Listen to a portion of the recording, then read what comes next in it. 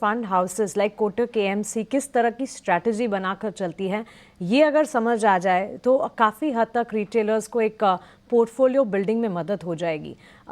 The fund house, उसकी investment strategy, investment rationale क्या है, वो हम समझना चाहेंगे। और इस वक्त multinational corporations as an investing theme या फिर dynamic asset allocation which can cushion volatility, इस पर अगर आप रोशनी डालना चाहें।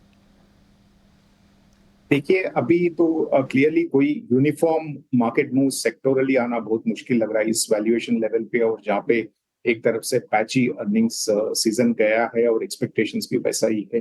तो हमें बिल्कुल बॉटम अप एवेल्युएशन करना पड़ेगा, और जहाँ जहाँ पे भी वैल्यूएशन कंफर्ट है और जहाँ पे थोड़ा बहुत अर्निंग्स का कंफर्ट है, वहीं पे आपको पोजिशंस बनाने पड़ेंगे। तो सेक्टर्स का तो मैंने ऑलरेडी जिक्र किया है, आईटी सर्विसेज, बैंकिंग और शायद टू व्हीलर्स, यहाँ पे सब थोड़ा बहुत इम्प्रूवमेंट नजर आ रहा है।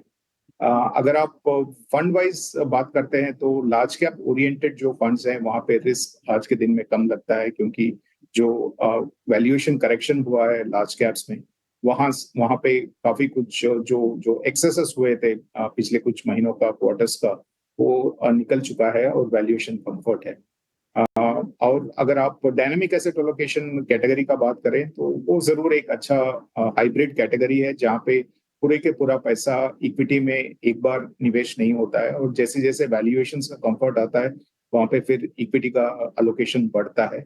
और आज के दिन में करीब 45 से 50% इक्विटी में इन्वेस्ट हुआ इन सभी फंड्स में।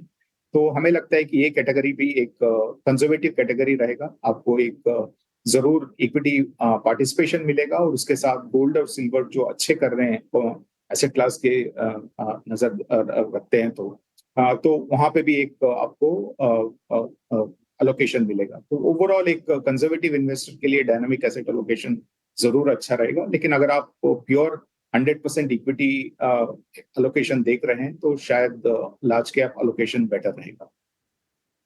एलोकेशन पर भी एक राय आती हुई हर्षा की तरफ से। पर हर्षा, जिस तरीके से हमने मार्केट्स में करेक्शन देखा, और साथ ही एक बड़ा ट्रिगर ये भी था कि यूएस प्रेसिडेंशियल इलेक्शंस में डोनाल्ड ट्रंप का जीतना। आपने ये ज़रूर बताया कि कॉर्पोरेट टैक्स कट अगर होता है तो आईटी को फ़ायदा होगा। पर हर्षा, इस बीच बातें ये भी हो रही हैं कि चाइना पे टैरिफ इंक्रीज ज़रूर हो सकता है। तो ऐसे में हर्षा, क्या आपको लगता है कि कोई ऐसे सेक्टर्स हैं इंडियन मार्केट्स में जहाँ पर नज़र रखनी चाहिए, जहाँ पर चाइना में अगर टैरिफ इंक्रीज हुआ तो मौके हैं कि इंडियन कंपनीज और इंडियन सेक्टर्स को फायदा होगा? क्या आप इस थीम को भी रीड कर रहे हैं?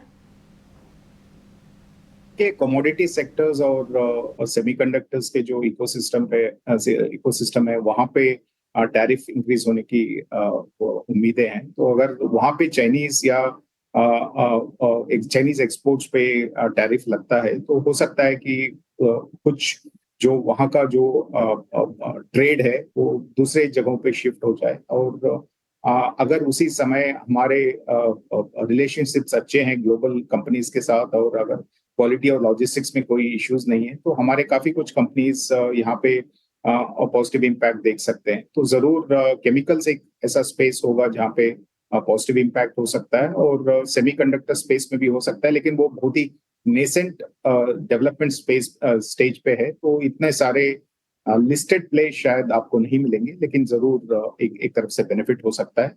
लेकिन अभी तक तो पॉलिसी कोई अनाउंसमेंट नहीं हुआ है, तो स्पेकुलेशन ही रहेगा आज के दिन में। वहां पे आपका नजर होना चाहिए जहां पे टैरिफ्स आ सकते हैं या आ रहे हैं। तो जब भी वो डेवलपमेंट आएंगे तो आपके लिए एक तरफ से पोर्टफोलियो बनाने में आसान रहेगी।